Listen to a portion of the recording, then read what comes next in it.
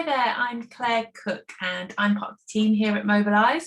I am also a carer like yourselves. I care for our daughter, she's 12 and she has complex needs. At Mobilise, our goal is that together we can care and thrive. And with that in mind, today I am sharing 3 tips that can help us manage anxiety day to day. 3 very simple tips.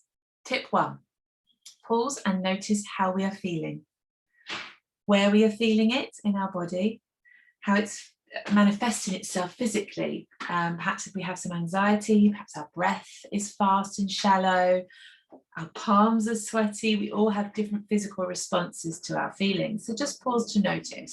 It's really important that we notice our feelings because what we resist persists. So let's pause and see how we're feeling right now. What thoughts in our mind might be causing that feeling?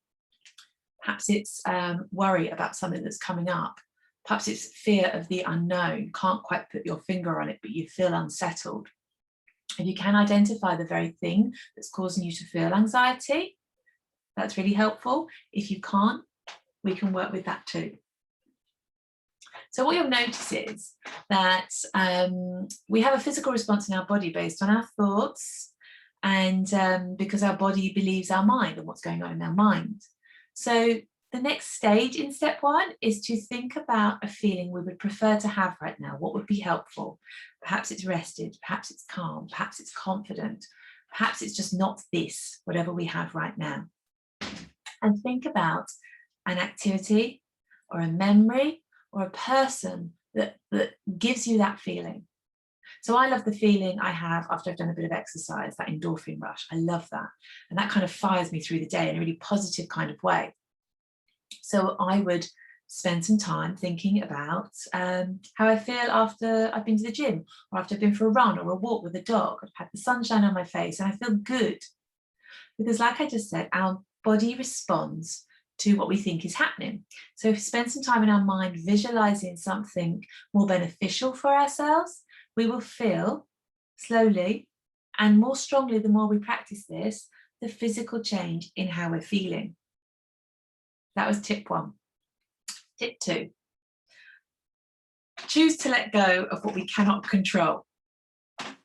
This, like tip 1, takes practice, but as carers, lots of stuff is out of our control. It can feel like it's happening to us and about us. We cannot control what other people do when we go somewhere. We cannot control what facilities there are for us. We cannot control the government's latest decisions that might affect us.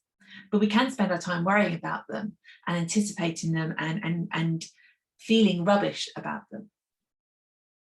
But it doesn't change anything. It doesn't help us. So the more we can let go of the stuff we cannot control, the better we can feel. We can take that further and focus on what we can control. We can control whether we want to try and learn new habits like what I'm sharing with us today. That's our choice. We can control where we go and when we go, who we see. Let's see the people that lift us up. Let's not spend time with the people that bring us down. So certain things we can control. We can control what we say to people.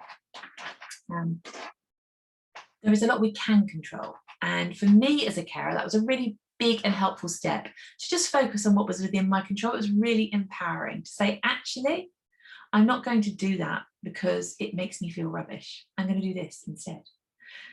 So yes, tip 2, let go of what we cannot control, where at all possible, and focus on what we can control and what positive shifts we can make in those moments to make ourselves feel better, even if just by 2 degrees. And I talk about that 2 degrees a lot. 2-degree improvement will have a trajectory for the rest of the day. Tip 3, identify what nourishes us. So what activities or people or experiences nourish us, build us up, make us feel good, and make sure we're doing that every single day. Now, time and availability isn't always on our side as an unpaid carer, I realise this, but there are little things we can do every day to top up our bucket, our needs bucket. We can't care from a place of lack, and we will fast run out of adrenaline and cortisol and end up in a heap. So let's keep topping up that bucket and nourishing ourselves. For me, it's the walk with the dog, preferably in the sunshine, or it's the gym. You know, these things top me up. It's a cup of tea in peace in the morning before the day starts, if I happen to be up before the children. It's those little moments. It's reading my favourite magazine, even if just for 10 minutes. Those moments. And finally, I said 3 tips, but I'm throwing in a bonus one because I absolutely love this tool. Practice gratitude. It is what I call an abundance technique. The more you do it, the better it gets, the more you see to be grateful for around you. And what it does is you get more of what you focus on.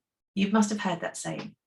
So by starting back to identify the things that we're grateful for, we're planting them in our minds and we're more likely to spot them again and notice them. And when we see things we're grateful for, we feel good. So today, I am grateful for the sunshine. I am grateful that I had a dog walk and my son came with me this morning and he chit-chatted the whole way around. And I'm grateful for the opportunity to share these tools again right now. What are you grateful for? Grab yourself a piece of paper or maybe just think about it and come up with 3 things you're grateful for today. On a tough day, it might feel hard, but you will find something, from the roof over your head to the lunch you just had. Start small and watch it grow. It's a fantastic tool to let in the light and provide some balance in our day-to-day lives. I hope you found these tools helpful. Join us over in the Mobilise community anytime you like. Daily virtual cuppers, our online Facebook group, really supportive and uplifting. And here's to more great days. Take care.